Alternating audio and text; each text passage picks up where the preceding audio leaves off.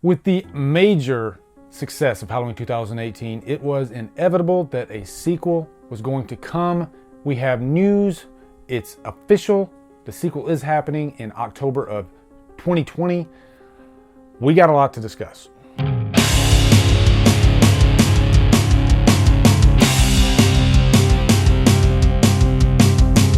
What's up, guys?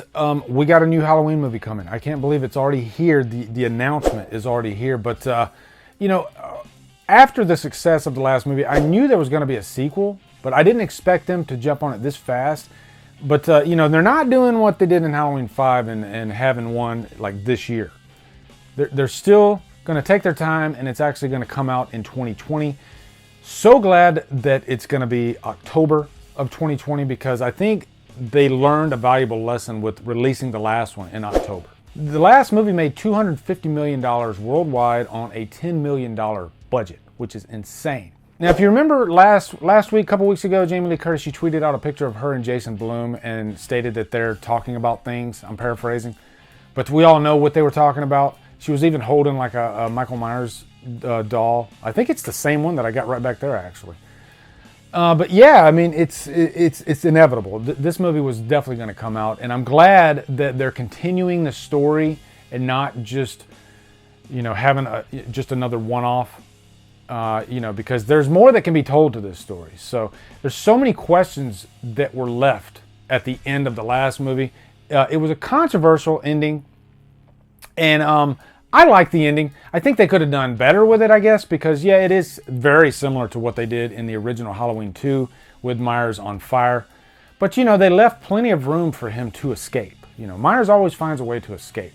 I think that scene works for me because of the score that was playing over it, the emotion that was going through Laurie's face and her daughter and granddaughter as they're watching Myers burn. I think when all the elements came together, it still was an effective scene. But here we are, and what I can tell you is that it's official. The movie is coming out. They are definitely shooting for an October 2020 release date. They have all but secured the contracts for Jamie Lee Curtis, Andy Matichak, Judy Greer. Those are the names that I'm seeing in the article. I'll have to go back and reread the article. I don't remember them saying anything about James Jude Courtney, but that's a big thing. You got to get James Jude Courtney back for this thing. I guess you don't have to because, if we look back, the only other actors that played Myers more than once were George P. Wilbur and Tyler Mane. James Jude Courtney did such a phenomenal job playing the character that it would be hard not to have him come back. And if you remember back, originally they were saying it was going to be Nick Castle. Everybody thought Nick Castle was playing Myers for the whole movie. And so when it came out that he wasn't, and James Jude Courtney played him, James had some big shoes to fill. And now it's like nobody even talks about Nick Castle playing the Shape because I think he only played him in like a couple scenes. But that was the impact of James Jude Courtney. His performance was so good that he will go down as one of the best Myers of the bunch. He might be my favorite portrayal of Myers. And I'm sure that the mask looking the way it did helped because that mask was, it looks so close to the Halloween 2 mask, which is the same as the first mask. They don't have an official title yet. It's right now, they're saying Halloween 2, but I'd be shocked if they actually call this Halloween 2. And wouldn't it be cool if they actually, and I've said this before in previous videos, but if they just call this simply The Shape, I think that would be badass. I really do. Also, David Gordon Green, it's rumored, because I guess he wrote the script for this, and it's rumored that he will come back to direct. I'm totally for that. I think David Gordon Green, he accomplished some great things with the last movie, and I think that's a big reason why the movie was successful. Let's face it, at the end of the day, the movie was good. Now, that's a very debatable statement. There are people that hated Halloween 2018. But for me, I think it really got right what it needed to get right. After watching it quite a few times, it's not perfect. Like in my spoiler review and my first review. And keep in mind, guys, we reviewers, when we watch a movie and we try to get home, we try to get the video out as quick as possible. That was my knee-jerk reaction to the movie. I was elated. I was on cloud 9. I couldn't believe that they knocked it out of the park. And I still think they knocked it out of the park. But, after the honeymoon phase is over and then the holes start showing themselves more, yeah, then you come back to reality and you see that, okay, yeah, this is not a perfect movie. It's not the best Halloween movie out there. I'd put it in the top 5 though, still easily in the top 5. In my last ranking, I ranked it at number 2, I think. It's not there anymore. It's in the top 5, and it belongs in the top 5. I actually posted on Twitter my wish list, I guess, and first off, thank you guys for the responses to that. I got a lot of traction on that tweet. You know, a lot of people are passionate about this franchise, and you know, I got a lot of comments back, you know, and you guys stating what you wanted, which I think was really cool. As a matter of fact, I'll read one right now, just to say thank you to you guys. Yeah, so I just pulled it up. Yeah, thank you guys for all the responses to that. So I'll respond to a couple of these comments, because I got like 39 comments here. I'll respond to like, you know, maybe 2 or 3 of them. But the Dave Cave says, I still haven't seen the official announcement. Are they really calling it Halloween 2? I think at the end of the day, it's not going to be called Halloween 2, but I've been wrong before. I mean, it could, but I think that would be weird to have, well, I guess they had 3 movies called Halloween, so what do I know?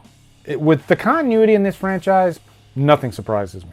So here's a comment by David Charpentier. Says, wonder if they will put Laurie in a coma from her injuries, and the next year Michael targets Allison, and there's a showdown where Karen is killed and Michael gets away, but Allison is alive and Laurie wakes up, setting up the events in the continue. That could be interesting, actually. I doubt, but I can't see Laurie being in a coma. They didn't really end it in a way where you would think Laurie would be in a coma. And I'll read one more here. Miller Time. He says, what I want, more dark lighting with Michael Myers. I don't want to see that face lit up hardly ever. Secondly, way less comedy. I agree with that. I think Ray was such an unnecessary character, and he kind of looked like an idiot compared to everybody else. You know, you're supposed to be the man of the house, and so I think they should have fleshed out his character a little bit more instead of making him just kind of a bumbling idiot. And finally, the most important part, the sheer dread. The dread that only the bathroom sequence and final sequence had. Also, the opening is amazing. Great points there, Miller Time, and I'm glad you brought up that bathroom scene, because that bathroom scene is one of my favorite kills in the whole franchise. Still, that is such an effective scene. I mean, you can like really analyze that scene beat for beat. I think it was directed flawlessly by David Gordon Green. And I hope they have another emotional scene like that. And that's the one thing about the Halloween franchise is, more than any other franchise, they play with emotion in terms of the kills. And there's quite a few instances throughout the franchise where they use that emotion. You know, really emotional scenes like the end of Halloween 4, like Annie's death in Rob Zombie's Halloween 2. I could go on and on. That's one thing that really glues me into the franchise so much. I get so invested in these characters. Now, another thing I want to talk about is Sartain. I know Sartain is dead with a capital D, but I did like that aspect of the movie. Any type of like Smith's Grove Sanitarium type stuff, I eat that stuff up. That's one of my favorite parts of the franchise, is just kind of digging into the lore of Myers, and not necessarily explaining Myers himself, but that whole mental instability of the character and how Smith's Grove ties into that. I eat that stuff up. So if they introduce another character from Smith's Grove, that could be interesting. And maybe he approaches Michael in a different way than Sartain did. Yeah, I like Sartain as a character. I know a lot of you guys didn't, but I found the guy completely interesting, and I kind of wish he didn't die. I think the decision to make him put on that mask was kind of weird, but after letting it sit and thinking about it and thinking about who he was as a character, it kind of makes sense, because he was obsessed with what it felt like to kill. He wanted to know that feeling, and he wanted to know what it felt like to wear that mask. So as silly as it looks, I think it makes sense. But in that tweet too, I also posted, I'm kind of sick of Laurie Strode. And I know she's coming back, but I hope she takes a back seat in this. And I hope the focus is more on Allison and her mother Karen even. I like those two characters, especially Allison. So I hope they focus more on her, because after the events of this movie, she is going to be pretty jacked up. So could be interesting. Also in the lighting department, maybe play with some blues and some oranges in this movie. You know, think back to like Curse of Michael Myers.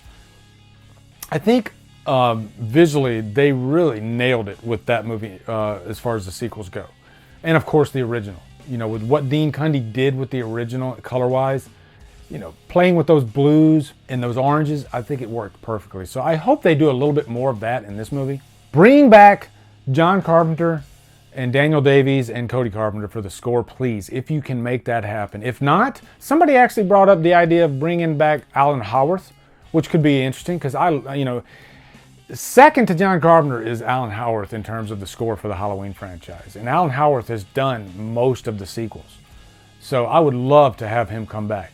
But don't make that mistake they made with H2O, and do not make it like an orchestral type freaking score, which I don't think they're going to do. I think they learned their lesson on that one. But I'm excited, guys. Next year is another year for Halloween, and that's good for me. It's good for my channel, too. I appreciate all the support you guys give me. I've gotten so many messages throughout you know, this last year about, hey, your Halloween reviews really turned me on. Some even have said that they, you know, they came to the franchise because of my reviews, which is crazy to me. And I thank you guys for that. I really appreciate that. I'm not gonna lie, this franchise is kind of my bread and butter, even though it's a small fraction of what I do on this channel. But it is my favorite franchise. And anytime I get the chance to talk about Halloween, I will absolutely do it. You know, I've already reviewed all the movies twice.